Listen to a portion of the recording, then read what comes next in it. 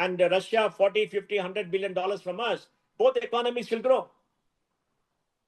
We are suffering for buying Russian oil, which indirectly supports Russia, yes, and we got a trade deficit. And what is the discount we get? We get a very measly discount. People think we're getting a lot of savings and all. It's very measly. Where do you see it? In the oil companies' profits. You're not seeing that. You're not seeing in Reliance profits. You're not seeing it anywhere.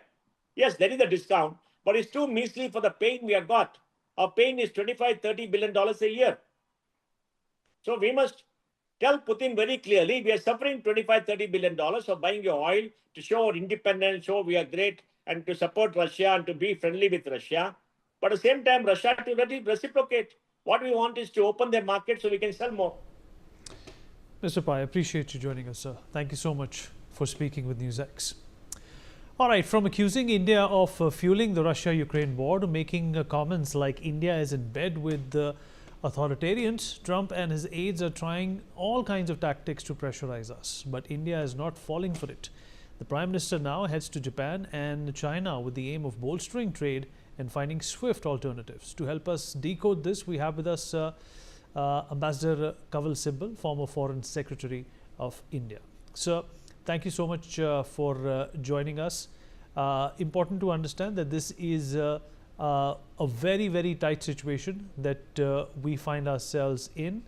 The first question is, on hand, Navarro blames Prime Minister Modi for the Russia war. On the other hand, Exxon wants inroads in Russia. Why does the US feel it can get away with the lies and hypocrisy like this?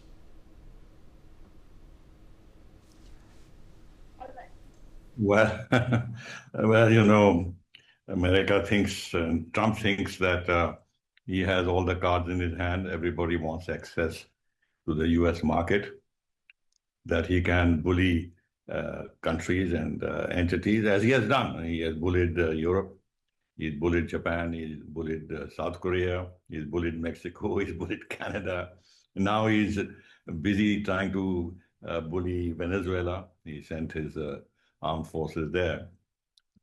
He bombed Iran, still claiming that he wants peace, and he does absolutely nothing to stop the carnage in Gaza, while claiming that he is entitled to a Nobel Peace Prize. Now, what I'm underlining is that he is imbued with a great sense of US power, and that United States can get away with this because all countries want access to the US market. And India is vulnerable, according to him. He's very careful about China because China has hit back by denying certain technologies and raw material and critical materials. And also he doesn't want to get into a conflict with China. So he has stayed his hand. He has extended the tariff pause. He wants to have a beautiful deal with China. He talks about visiting China and meeting Xi Jinping, who he says he admires. Now, with India, he feels that we are more vulnerable. We don't have cards to play.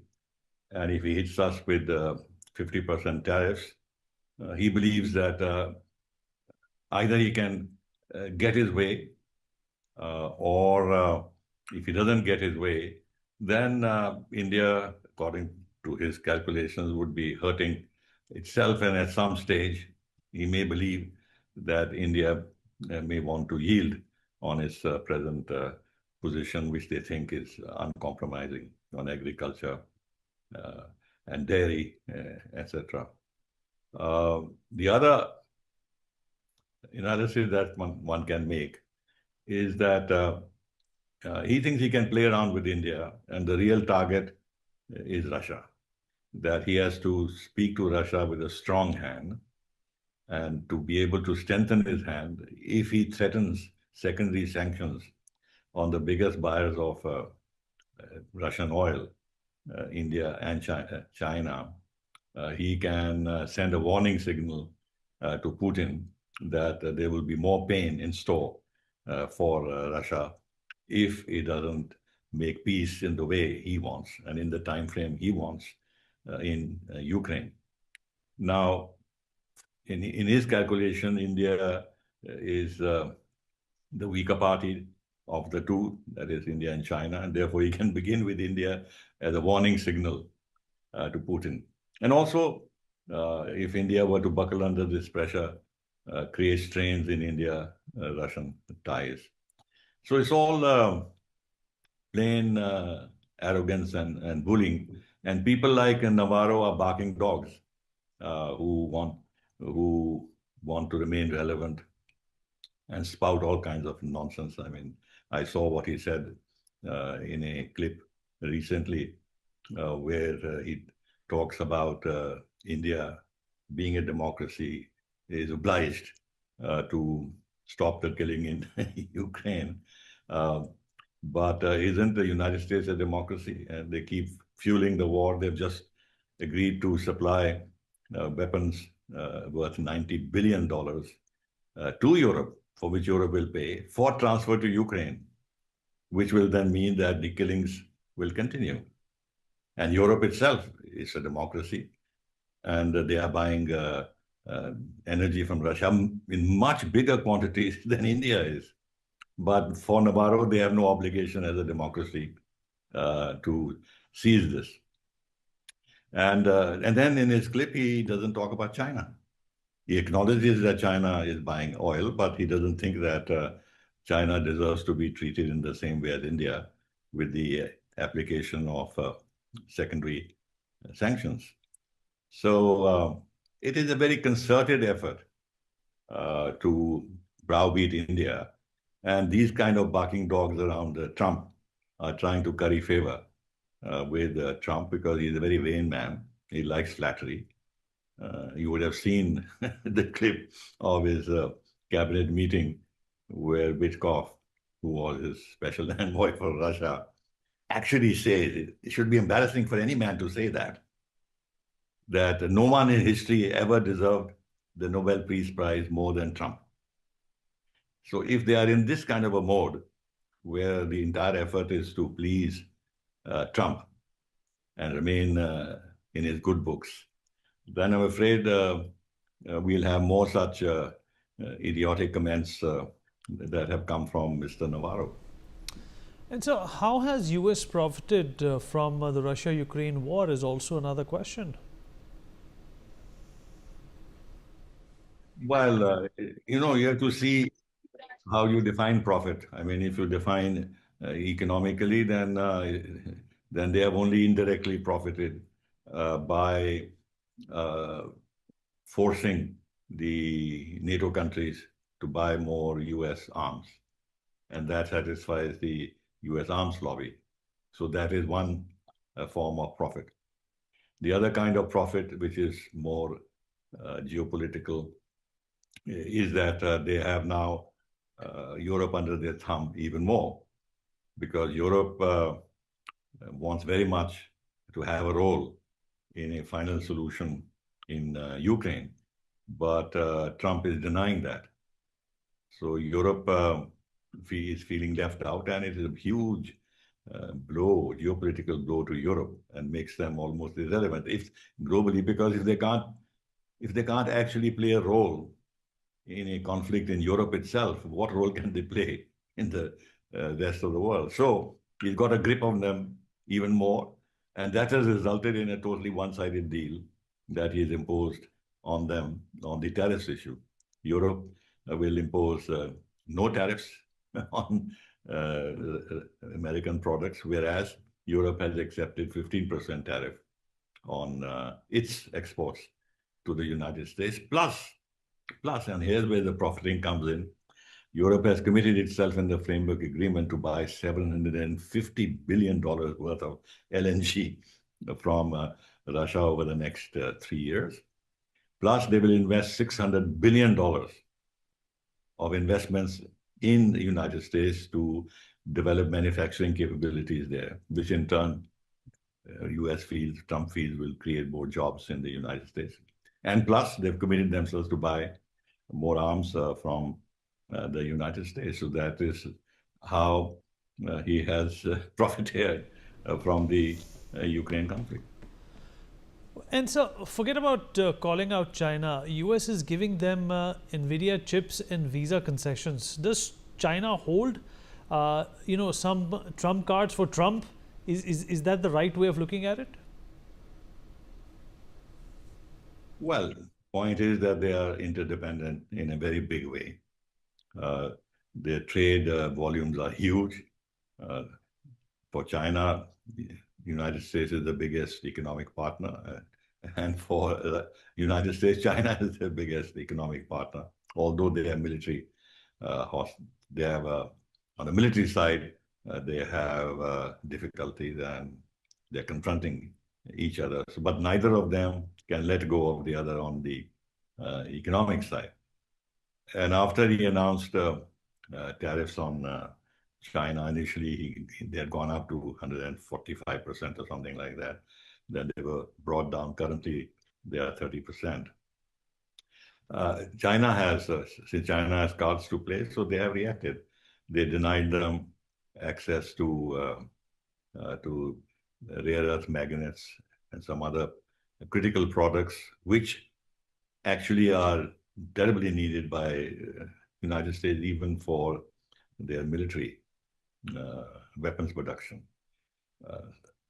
So they've had a bargain where earlier he was denying high-end chips to China, and now he has allowed NVIDIA to export these high-end chips and also extracted money from NVIDIA. I think NVIDIA is going to pay a few $1 billion to the US government for this decision. So this is it. It is a recognition of the fact that with China, Trump has to be much more careful than he has to be with India, because he knows India doesn't have those cards to play, where we can deny them certain products or materials which are of vital importance to them, unlike in the case of China. And so have Trump's tariffs started affecting the US economy already? What is the downside for them? Well, if you were to listen to Trump, not really, because he talks about, he talks in very exaggerated terms that it is bringing in trillions of dollars into the economy.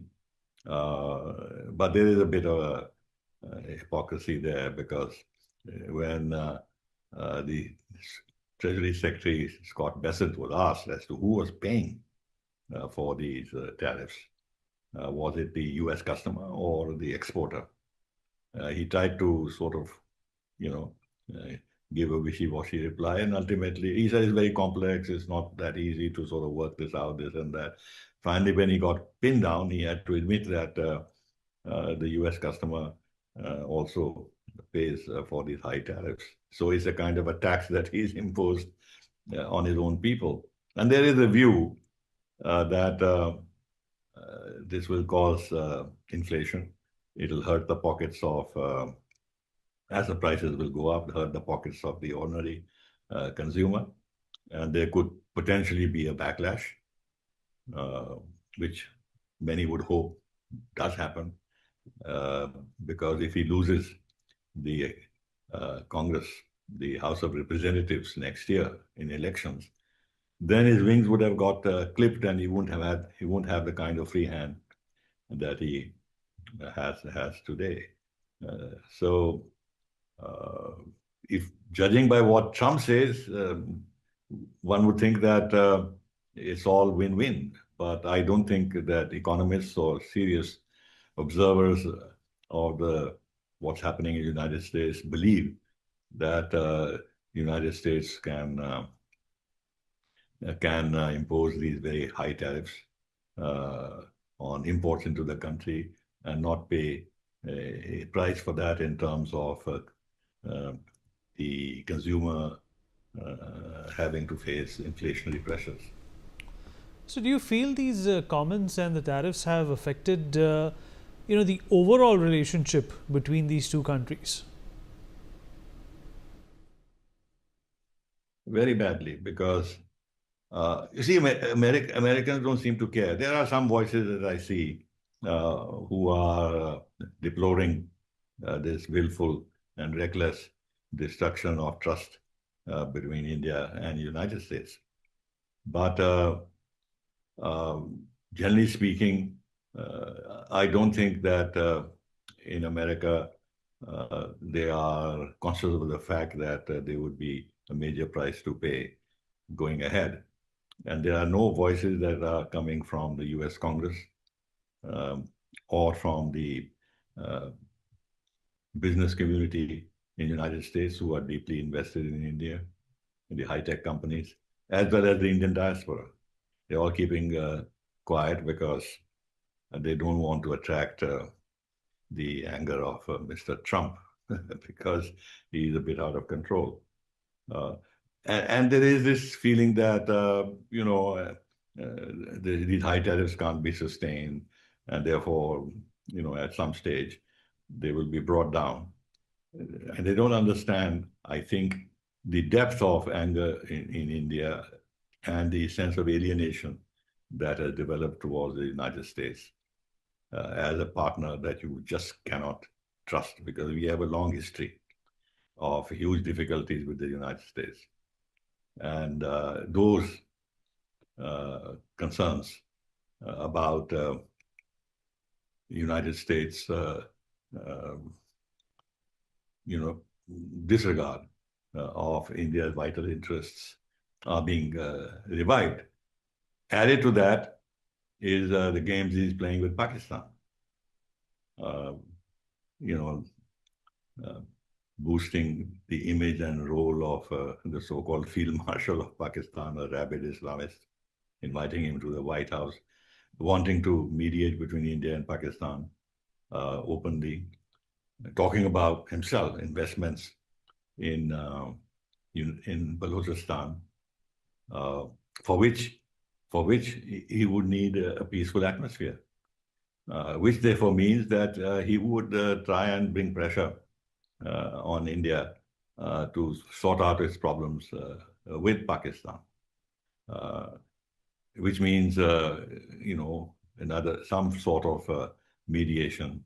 He's fixated on that, and now he's appointed an ambassador and has given him a double hat of also being the special envoy to the region, which really means Afghanistan, Pakistan, and Afghanistan and Bangladesh, which is again a matter of concern because it would imply that the United States want to be now a player, a much more active player in our region, and doesn't want to accept India's primacy in the region or leave it to India to manage the security and economy and other aspects of the subcontinent as a whole. So there it is. I think there are difficulties ahead, and Trump, I'm afraid, even if things become better,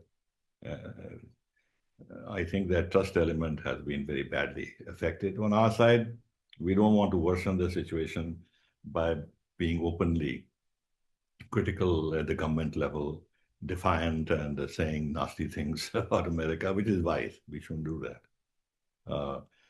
And we want to,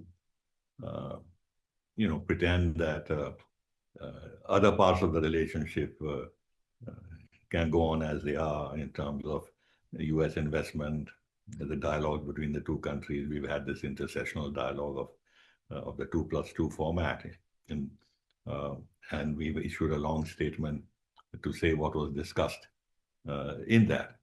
And that also is wise, that we should try and keep the corporate sector in the United States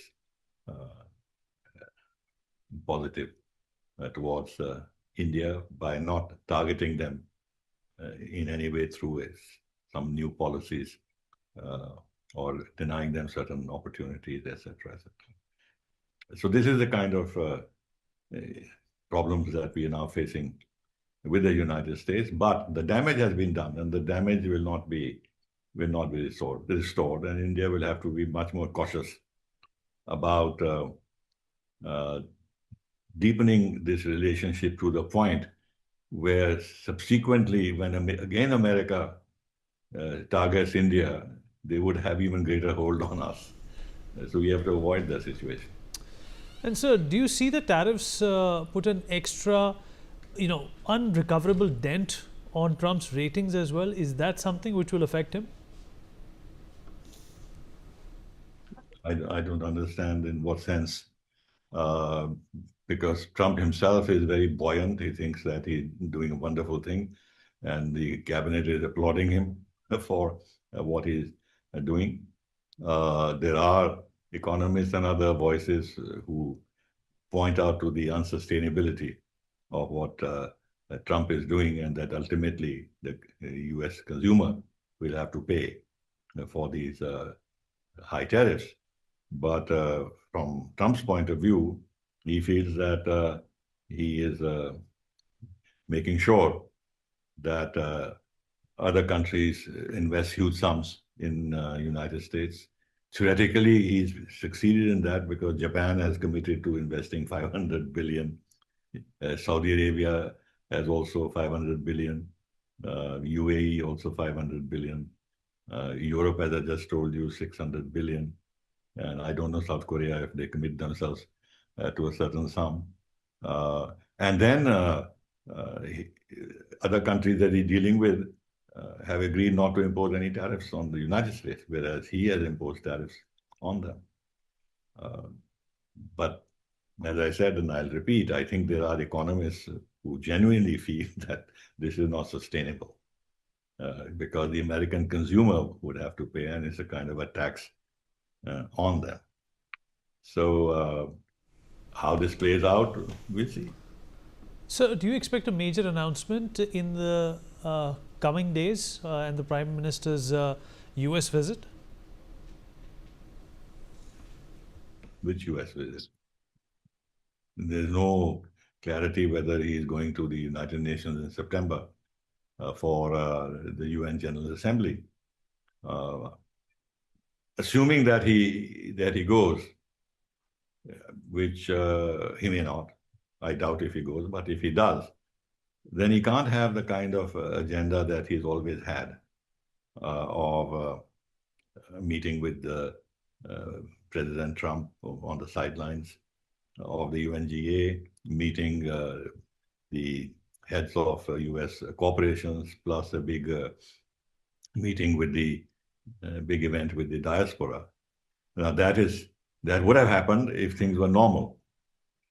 But since things are not normal, and we are already at the end of August, I can't see the Prime Minister going to the UNGA. The other thing is that if he does go, assuming that he does, and there's no meeting with Trump, then there will be a deepening of the alienation, divide between India and United States. And there'll be criticism even in our own country that he went there and he didn't take the opportunity to clarify things with Trump and this and that. There's already voices in our country which say that, we should have done something, humored him, sponsored him for the Nobel Peace Prize in some way or the other, pander to his ego, that kind of a thing. It's a tricky thing. If you ask my view, I think that the Prime Minister should not go to the UNGA this year. In any case, what is the importance of the UN anymore, frankly? People go and talk there, and generally they say things on the podium directed at their home audiences. The United Nations has lost a lot of its standing and influence, frankly. Ambassador Sibal, appreciate you taking out the time and shedding so much light on some of these important questions. On that note, we take a short break.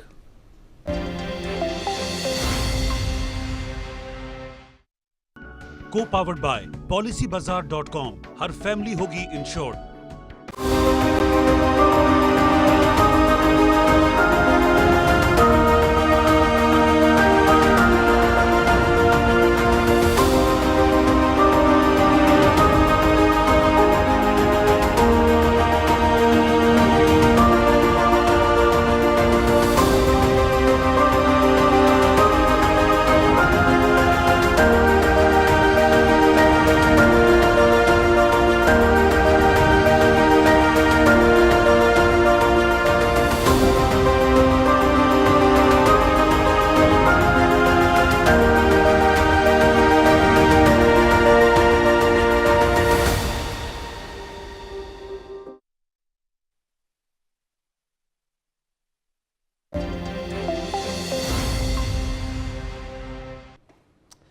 Welcome back. Some breaking news coming in. The inside scoop on Bihar NDA seat sharing deal.